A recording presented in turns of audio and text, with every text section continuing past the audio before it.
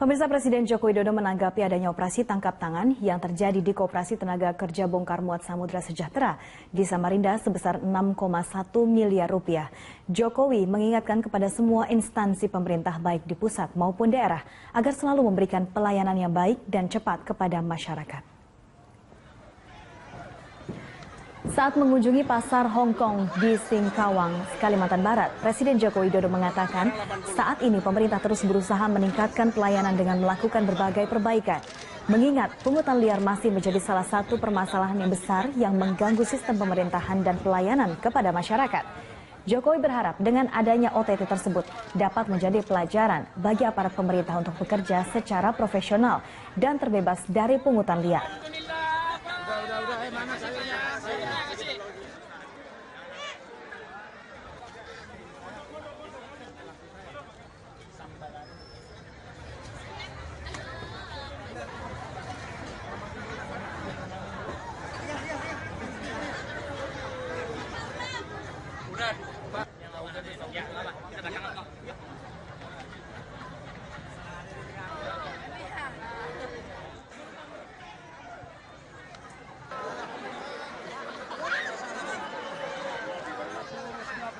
Sekarang 80. Oh, yang berapa? Yang 6 itu ya, 6,1 M ya. Ini baru kita ingatkan semuanya ya, bahwa kita ini ingin memperbaiki sistem pelayanan yang ada. Jadi jangan sampai justru dalam proses kita memperbaiki sistem-sistem pelayanan yang ada untuk kecepatan pelayanan pada masyarakat, kecepatan pelayanan pada dunia usaha, kecepatan pelayanan untuk ekspor, kecepatan pelayanan untuk perizinan, semuanya. Saya ingatkan agar semuanya hati-hati, layani dengan baik, layani dengan cepat. Karena yang namanya saber pungli itu bekerja. Dan terakhir, kita melihat 6,1 miliar itu ada angka yang besar. Dan pasti itu sudah dilihat lama. Ya, itu yang ketahuan loh ya. Hati-hati.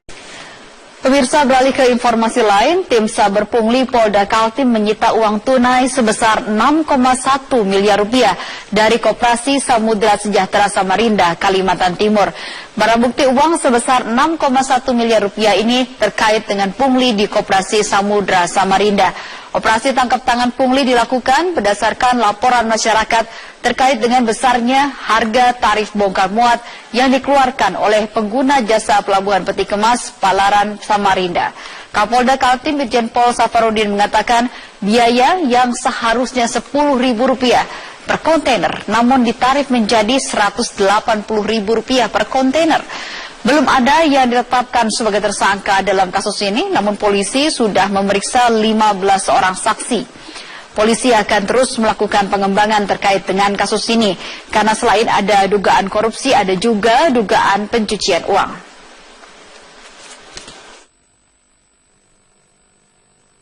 Kita lakukan langkah-langkah penindakan di pelabuhan Palaran ini, peti kemas Palaran. Karena memang laporan yang kita terima, biaya yang dikeluarkan oleh pengguna jasa cukup tinggi.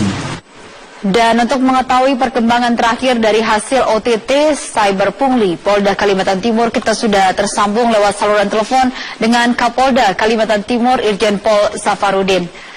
Pak Kapolda? Ya, Pak. malam.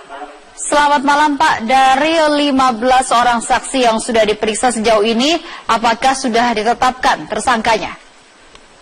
Masih sementara berlangsung pemeriksaan, jadi bukan 15 orang, sudah menjadi 25 orang, kita tambah tadi. 25 orang ini 25 dari pihak mana saja Pak? Ya, jadi dari Koperasi Komura dan Koperasi Persatuan Demokrat Indonesia Bersatu. itu LSM yang memungut biaya retribusi ke jalan masuk ke pelabuhan. Nah, itu ada koperasinya juga. Terus yang untuk per kontainer itu ada koperasi yang namanya koperasi Komura.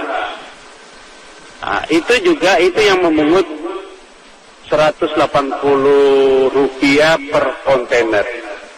Rp180.000 per kontainer.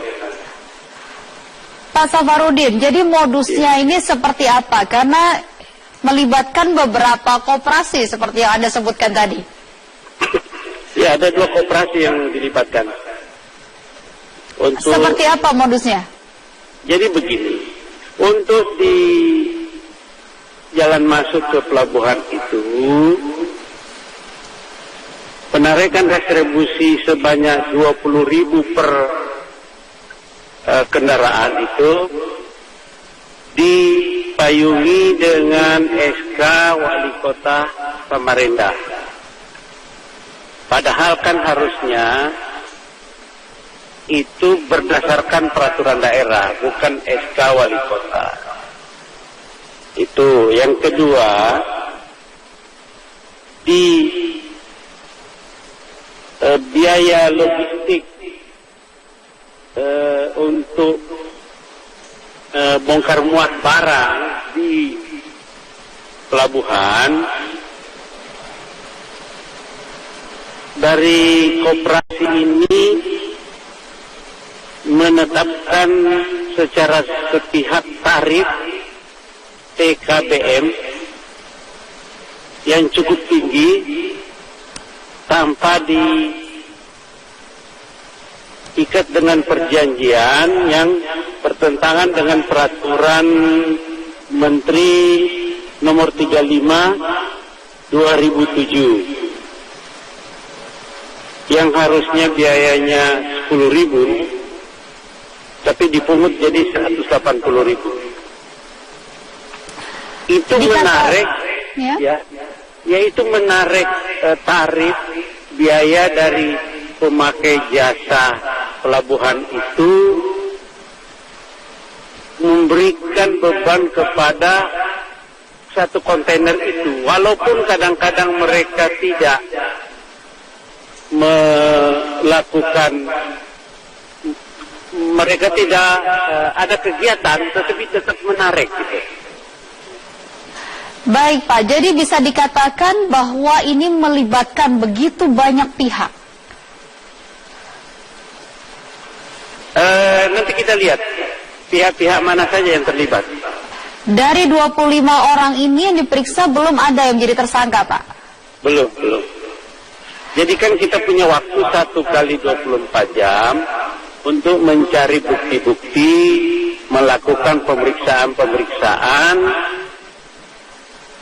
Besok kita akan menetapkan siapa yang tersangka, siapa yang saksi. Uang sejumlah 6,1 miliar ini ditemukan di satu koperasi atau di mana Pak? Di satu koperasi, Komura itu. Di satu koperasi saja, namun ada indikasi koperasi lain juga melakukan hal yang sama?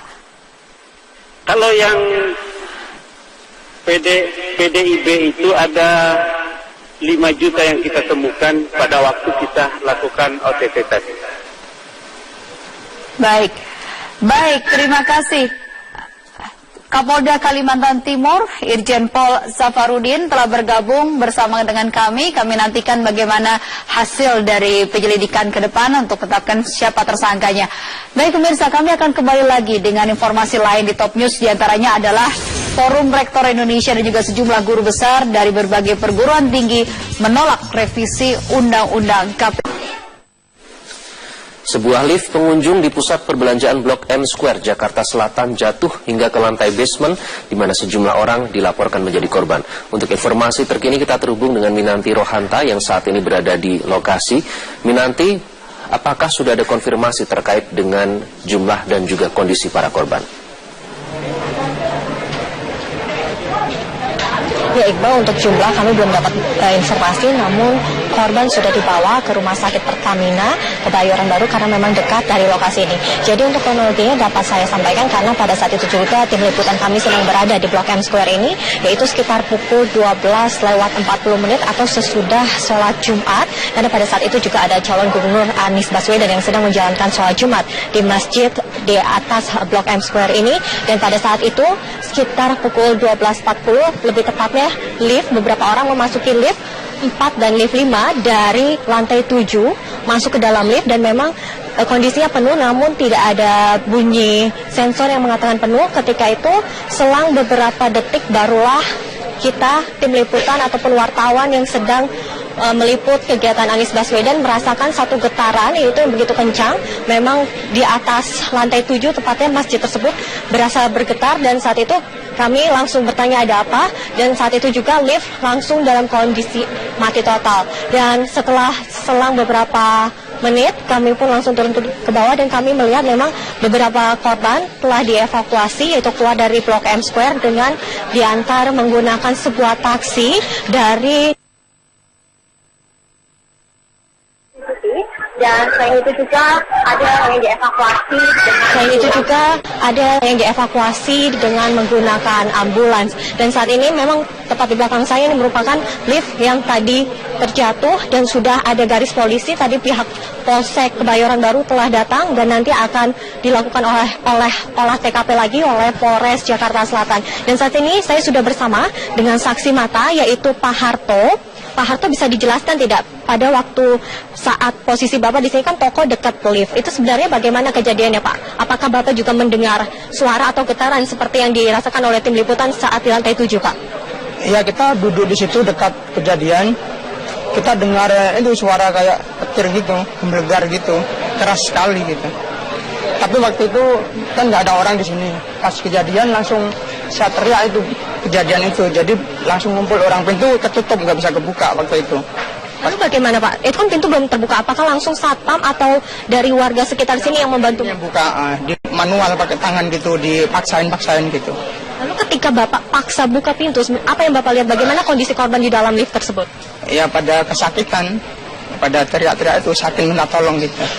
Lalu saat itu korban apakah langsung dievakuasi atau bagaimana Pak kondisinya? Iya, langsung dievakuasi, digotong satu persatu gitu manual. Apakah ada luka-luka Pak? Kalau lukanya sih enggak, cuman kakinya pada sakit gitu. Ada yang pingsan. Terima kasih Pak untuk informasinya.